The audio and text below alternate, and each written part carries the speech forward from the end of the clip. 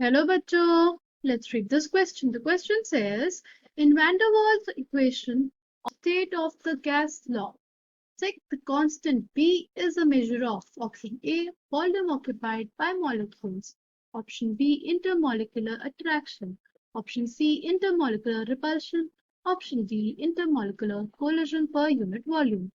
Now, the key concept for this question is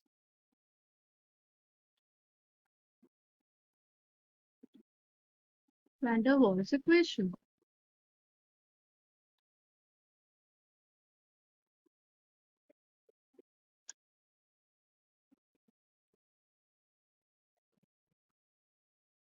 Check.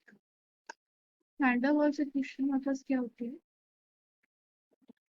It is P plus A n squared by V squared multiplied by B minus NB is equals to RT. ठीक है, ये हमारे पास क्या है? Van der Waals equation, where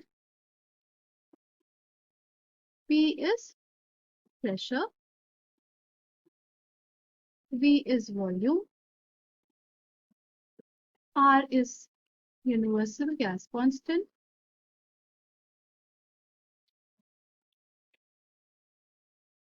and T is temperature.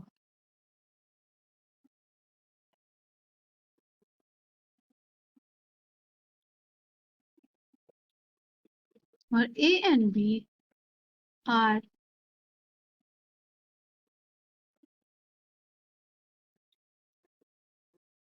van der Waals constants which are dependent on the nature of gas.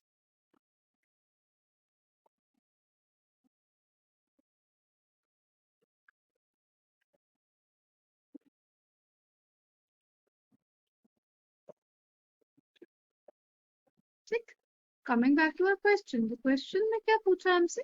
Question में ये पूछा है कि जो B है वो क्या बताता है हमें. ठीक, ठीक, जो हमारी काइनेटिक थ्योरी ऑफ गैसेस थी उसने ये अज्यूम किया होता कि volume of gaseous particles is negligible as compared to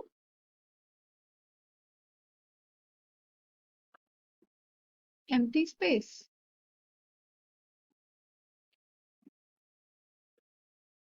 ये बेसिकली थ्योरी दी गई थी. ये बोला क्या कि अगर वो किसी कंटेनर में है हमारा गैस, ठीक है, तो उसके पार्टिकल्स इतने छोटे हैं, इतने ज्यादा छोटे हैं कि अगर सपोज एक कोने में उनको कर दिया जाए तो वो एकदम नेग्लिजिबल वॉल्यूम ऑक्यूपाई करेंगे as compared to the volume of the container.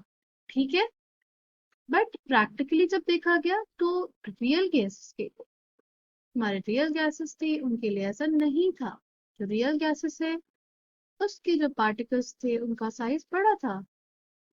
ठीक है, उनका साइज काफी बड़ा था, क्योंकि बेसिकली हम लोग आइडियल गैस के जो पार्टिकल्स है उसको मानते हैं कि वो पॉइंट मासेस थे, और जो रियल गैसेस है उनके जो पार्टिकल्स है उनका कुछ है मास.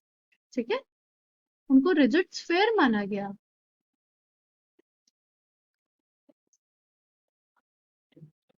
ठीक, तो जब रिजिड स्फीयर्स को अगर हम लोग किसी भी वॉल्यूम में रखेंगे, इन रिजिड स्फीयर्स को, ठीक, तो ये कुछ ना कुछ वॉल्यूम को ऑक्यूपाई करेंगे. ठीक है, बिकॉज ये इतने वॉल्यूम को ऑब्वियसली ऑक्यूपाई करेंगे. अब जो पार्टिकल्स है उनके मूव करने की जो जगह बचेगी वो तो कम हो जाएगी. ये जो पार्टिकल्स की यहाँ पे मूव करने की जगह थी, ये जहाँ पे ये मूव करते, ये जो जगह थी ये कम हो जाएगी. ठीक है, और जो हमारी इक्वेशन होती है PV is equals to NRT, अब उसमें हम लोग बेसिकली वो वॉल्यूम लेते हैं जिसमें गैस फ्रीली मूव कर सकती है. तो जब हम लोग रियल गैसेस के लिए देखते हैं तो वो जगह तो अल्टीमेटली कम हो जाती है. इस वजह से हम लोग जब वैन डर वाल्स इक्वेशन आई तो हमने जो करेक्शन वॉल्यूम करेक्शन किया, वो किया V माइनस एन बी। ठीक है, ये जो B था ये था एक्सक्लूडेड वॉल्यूम, यानी जो हमारे वॉल्यूम ऑक्यूपाई किया गया है जो हमारे रिजिड स्क्वायर्स थे उनके द्वारा। ठीक है, तो बी बेसिकली हमें बताता है एक्सक्लूडेड वॉल्यूम, या ये वो वॉल्यूम जो हमारे इन रिजिड स्फेयर्स ने ऑक्यूपाई किया। ये बी बेसिकली हमें क्या बताएगा, ये वाला जो वॉल्यूम है ये हमें बी बताएगा। ठीक है, b tells us about the excluded volume, जितना वॉल्यूम हमारे जो रिजिड स्फेयर्स थे, जो पार्टिकल्स थे रियल गैस के, उन्होंने ऑक्यूपाई किया, उसके बारे में हमें कौन बताएगा, बी बताएगा। तो coming back to our question, हमसे क्या पूछा था कि जो बी है वो क्या बताता है, तो इसका करेक्ट आंसर हो जाएगा हमारे पास option A. I hope you understood it well, thank you and all the best.